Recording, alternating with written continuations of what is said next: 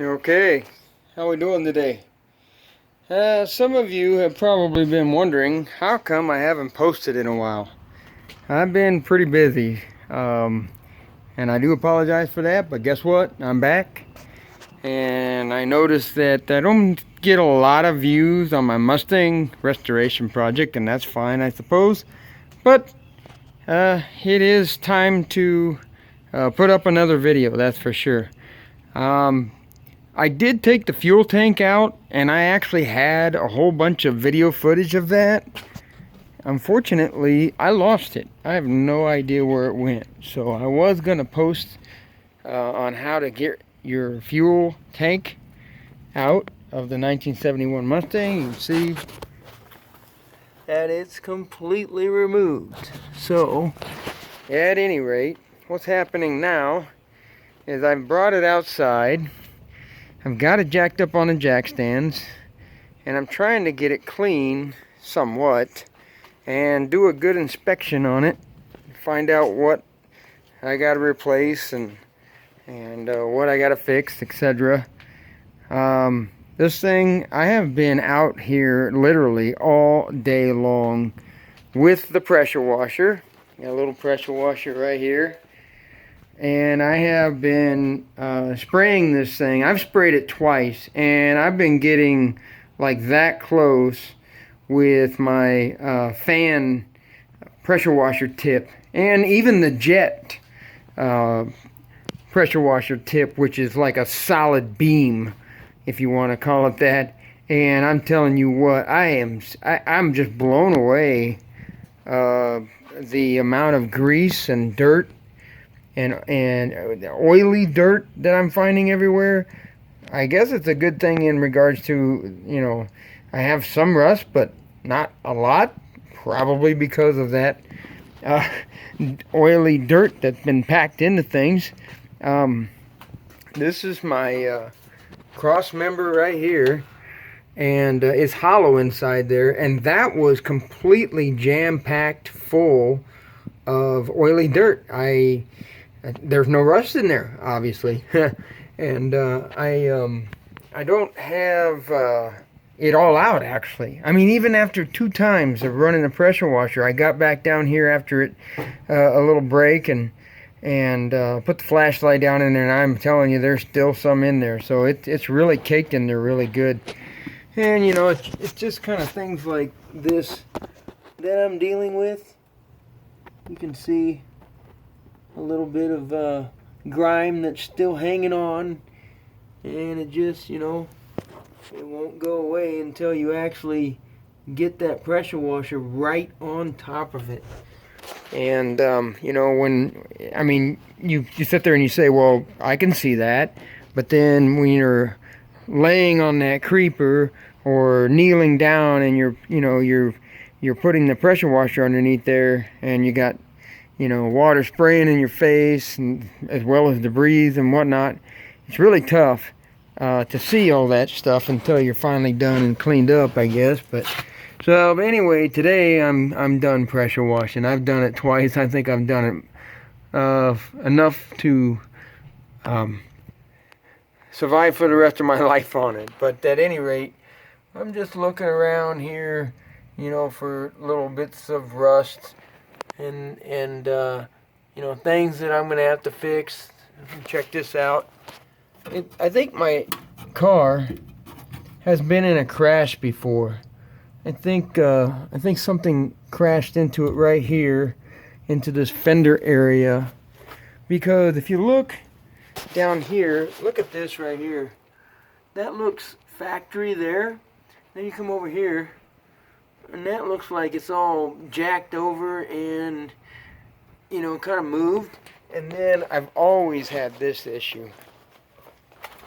I've always had my door not fitting perfectly. So I'm going to be working on all of that. Now, I've done the measurement.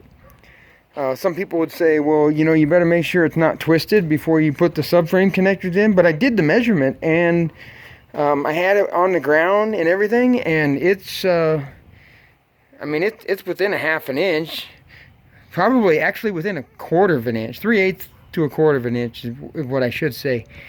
as far as, you know, everything being level to the ground and everything.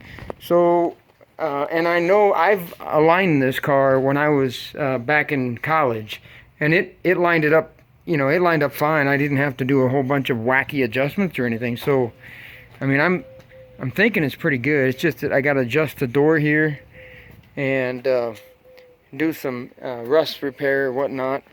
And again, what I'm going to be doing is I'm going to be putting on the subframe connectors. And I bought 10-man subframe connectors. I really think they're cool because what you do is you take this and you cut it out, and then you take the subframe connector and you stick it down inside here, and then it comes back over here and it sits on your rear subframe right here, and then you weld it in right here, and then you can weld it across the floor or bolt it to the floor however you want to.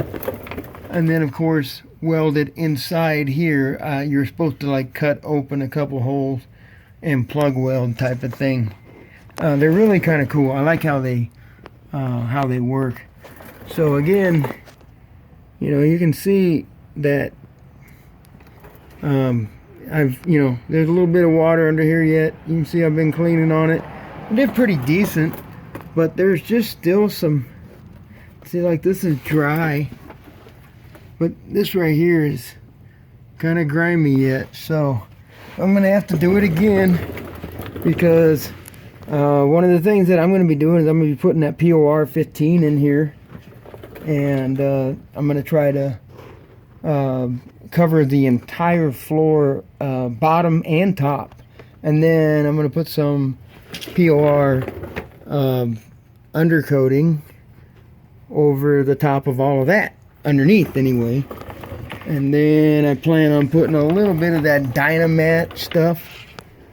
Buddy of mine says he's got something that he knows of that's cheaper than the Dynamat and does just as good a job. But anyway, so yeah, that's basically what I've been doing today, is messing around with, you know, trying to get this thing cleaned up. It's got some pretty good metal under here in most places, so it's cleaned up pretty good, but I still got to do more cleaning before I can start putting that POR in. Oh, and the other thing that I wanted to show you guys is, apologize for moving around so much,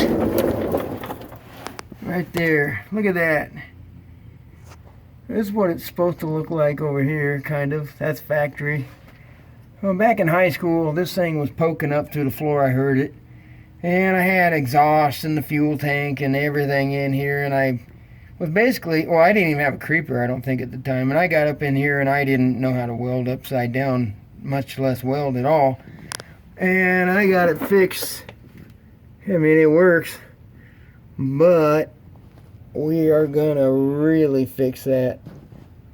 So the plan is, we'll get this subframe connectors put in here, and then after we get the subframe connectors in, I'm gonna take this entire axle here out from underneath the car, and then when I do that, I will have all kinds of room then, and I will be able to get up in there and make the proper repair to that shock tower area. And then I also have a 9-inch axle brace that I'm going to weld across the back of here. So I got this old welder that we had from our shop years ago. We used to be a machine welding and automotive repair shop, Napa Auto and Truck Care Center. I even kind of cleaned it up. It was really dusty. So I went ahead and installed power right over there on the wall, right there. And this is what we're going to use. I got an aluminum spool gun, but we don't really have anything aluminum on this thing that I'll be welding. Too bad, huh? I thought about putting aluminum front suspension in, but I don't think so. Too much work there. It's already been enough work. So anyway, just wanted to put this out there so you guys could see an update of what's going on. And I hope to, or want to, make more videos where you can actually see something happening. I do apologize because I actually had started off that way, And again, I had the fuel tank one all wrapped up, and then I don't know what happened to it. It got lost. So, but this here is just showing you what kind of progress I'm making here. And, you know, like I was saying, all these little rusty spots that I gotta fix or replace or whatever I'm gonna end up doing. And there's one over there. And then my battery box is all rusted out there, so, yep. Alright, well, like, subscribe, keep coming back. You're gonna see some results now, because I gotta hurry up and get this thing kind of sort of moving now, because as you can see, it's sitting outdoors, and here we are basically almost to the end of August, and it's gonna start getting cold. I actually brought it outside because storm season was over, and I knew we probably wouldn't be getting any hail now. So, but I gotta tell you though, it's gonna start getting colder, and I'd like to have all this cleaned up underneath, as far as the entire underneath the trunk area, and at least from the front, well, firewall area back. I'd like to have all that POR'd and undercoated and everything by the time it gets cold, so we can drop the axle and everything and the wheels and tires back on, and bring it inside here for the winter, so I can start working on underneath the firewall probably over the winter time is what I plan to do. Take fenders off, get that door adjusted, you know, just things like that is what I probably would like to take care of over the winter time. So again, like and subscribe, come on back, share this video with somebody you think might be interested, and we'll talk to you later.